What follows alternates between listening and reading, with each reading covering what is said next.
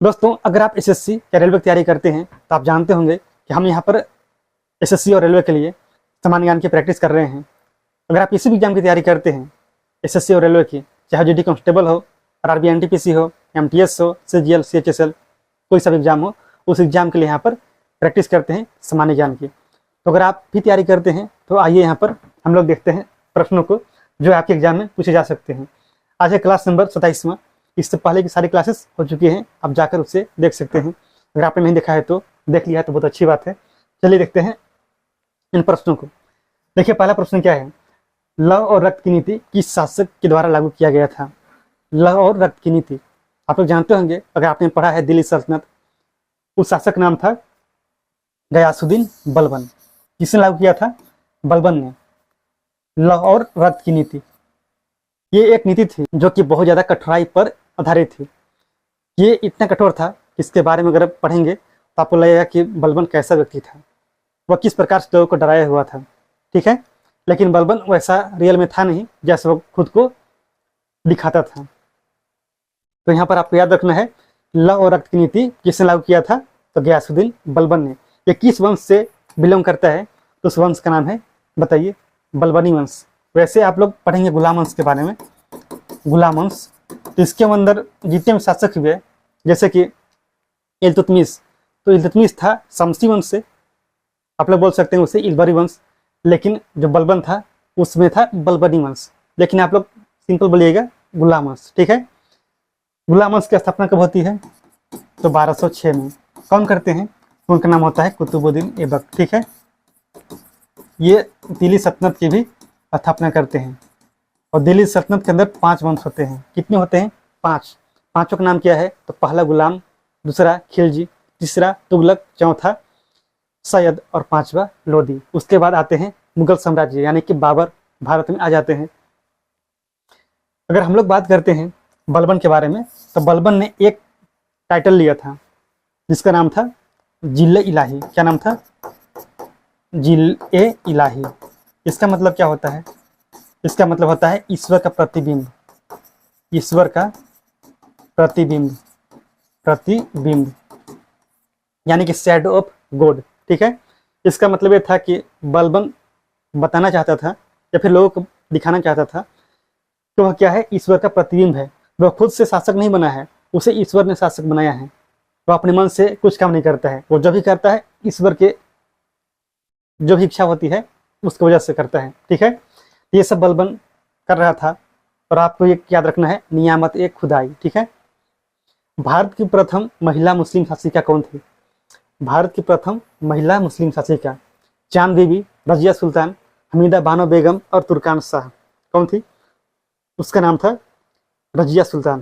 क्या नाम था? रजिया सुल्तान। कहीं आपको मिल जाएगा रजिया बेगम, तो अभी सही है, इसमें कोई दिक्कत नहीं है। ठीक है, ये किसकी पुत्री थी? तो आप लोग जानते हैं इल्तुतमिश को, जानते हैं। तो इल्तुतमिश की बेटी थी। कौन? जिसका नाम था रजिया सुल्तान। इसके पति का नाम क्या था? इसके पति का नाम था अल्तुनिया। क्या नाम था? अल्तुनिया। इनकी मृत्यु कहाँ होती है? तो इन्हें डाकू के द्वारा मार दिया जाता है कैथल में। कैथल एक जगह है हरियाणा में, वहीं पर इनकी मृत्यु हो जाती है। यानी कि उसके बाद से इनका इतिहास खत्म हो जाता है। किसकी? अल्तुनिया और रजिया सुल्तान की। अगर हम लोग बात करते हैं हमीदा बानो बेगम की, तो आपने नाम सुना है हुमायूं का। हुमायूं, हुमायूं की पत्नी थी। कौन? हमीदा बानो बेगम। ठीक है, कोई दिक्कत बिल्कुल नहीं है। आगे देखिए, अगला प्रश्न क्या है, नीति दर्रा किस हिमालय पर स्थित है? नीति दर्रा किस हिमालय पर स्थित है? बता सकते हो? वैसे हम लोग पढ़ेंगे एक क्लास में हिमालय का विभाजन।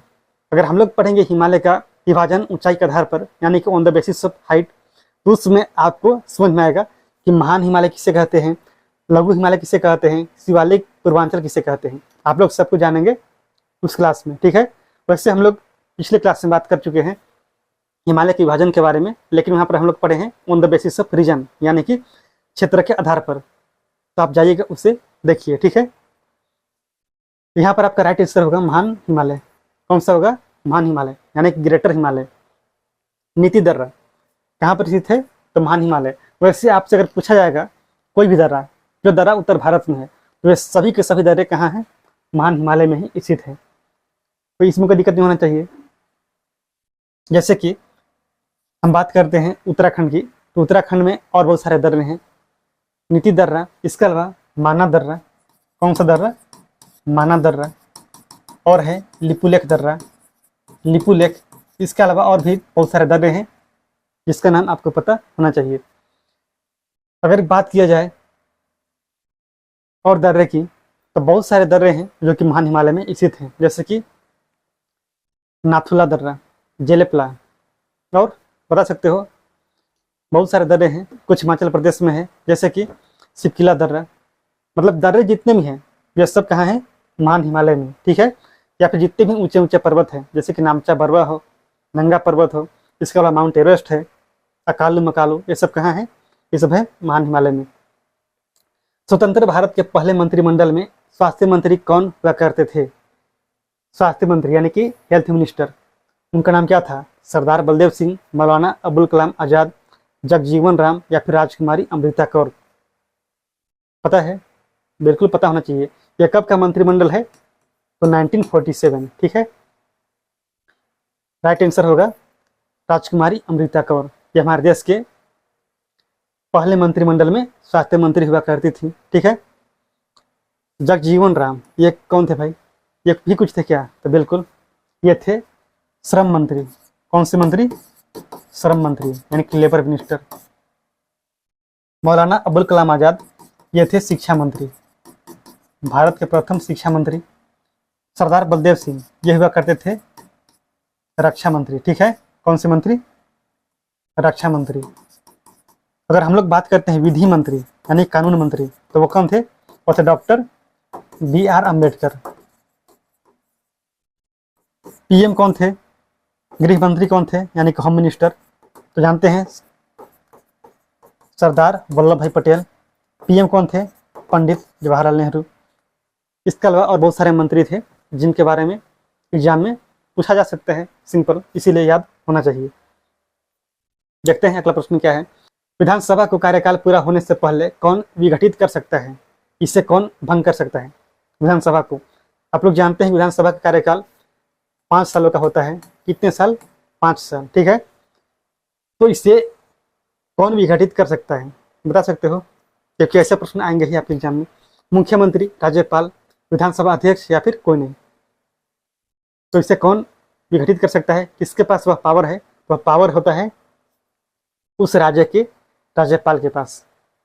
जैसे आप रहते हैं उत्तर प्रदेश में, तो उत्तर प्रदेश में विधानसभा सीटें हैं, यानी कि वहाँ पर विधानसभा है, सिंपल सी बात है, हर एक राज्य में है। तो उसे विघटित करने का यानी कि 5 साल से पहले विघटित करने का पावर किसके पास है? तो राज्यपाल के पास है, ठीक है। सिंपल, आप बता सकते हो, इसमें कोई दिक्कत नहीं है। देख लीजिए अगला प्रश्न क्या है। बिना अपील, बिना वकील तथा बिना दलील का 2 बार हो गया, एक ही बार होना चाहिए था। का कानून किसे कहा जाता है? बिना अपील, बिना वकील तथा बिना दलील का कानून किसे कहा जाता है? चार्टर एक्ट, रेगुलेटिंग एक्ट, प्रोलेक्ट एक्ट, या फिर भारत शासन अधिनियम 1935? कौन से एक्ट को बोलते हैं, किस अधिनियम को बोलते हैं?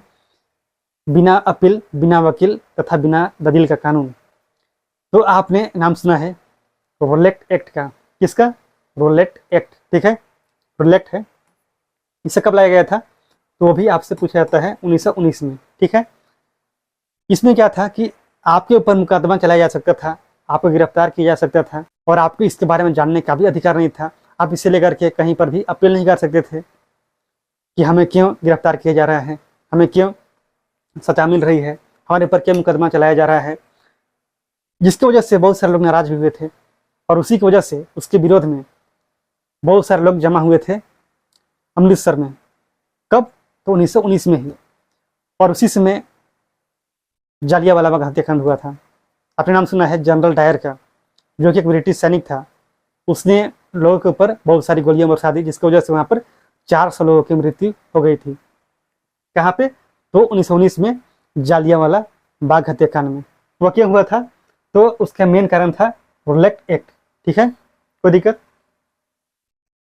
आप लोग जानते हैं रेगुलेटिंग एक्ट के बारे में, जो कि लाया गया था 1773 में। इसे क्यों लाया गया था? तो जो ब्रिटिश कंपनियां थी, वे सब कंपनियां भारत के अंदर अपना काम कर रही थी, तो उन कंपनियों को रेगुलेट करने के लिए, यानी कि उसमें जो कमियां थी उन सारी कमियों को दूर करने के लिए लाया गया था रेगुलेटिंग एक्ट। लेकिन इसके बाद आपने सुना होगा कि 1893 में से लेकर के हर एक 20 साल बाद लाया जाता था चार्टर एक्ट, यानी कि चार्टर अधिनियम। तो उसके अंदर ही बहुत सारे मतलब अमेंडमेंट्स होते थे, बहुत सारे संशोधन होते थे, तो वे सब इसके अंदर थे। ठीक है, अगर आप पढ़ेंगे चार्टर एक्ट तो आप उसके बारे में जानेंगे, किस पद को लाया गया, किस पद को खत्म किया गया, ये सब। और भारत शासन अधिनियम 1935, ये तो आपके लिए बहुत ज़्यादा इंपॉर्टेंट है, और इसके बारे में एक छोटी सी वीडियो में चर्चा करना पॉसिबल नहीं है। लखनऊ पैक्ट यानी कि लखनऊ समझौता कब हुआ था? ये हुआ था किसके बीच में पता है? ये हुआ था मुस्लिम लीग और कांग्रेस के बीच में। किसके बीच में? मुस्लिम लीग और कांग्रेस, इनके बीच में समझौता हुआ था। लेकिन कब? तो 1916 में। कब होता है? 1916 में, लखनऊ अधिवेशन में। ठीक है, और 1916 में ही एक काम और होता है जिसका नाम आप लोग जानते होंगे, वह है होम रूल आंदोलन। जानते हैं? होम रूल आंदोलन। ठीक है, होम रूल आंदोलन ये कब हुआ था? तो 1916 में ही। ठीक है, इसे शुरू करने वाले कौन थे, उनका नाम आप लोग कमेंट कीजिए। 2 लोग थे, दोनों का नाम आप कमेंट कर सकते हो। और कहाँ उन्होंने शुरू किया था इसके बारे में भी आप बताइए, तब पता चले कि आपके पास कितनी जानकारी है। 1917 में यह घोषणा हुआ था जिसे हम लोग बोलते हैं मोंटेग्यू घोषणा। क्या बोलते हैं? मोंटेग्यू घोषणा। और आप ये बताइए कि मोंटेग्यू चेम्सफोर्ड सुधार कब हुआ था? तो जानते हैं आप लोग 1919 में। कब? 1919 में। लेकिन अगर आपसे पूछा जाएगा मार्ले मिंटो सुधार, तो आप कब बताइएगा?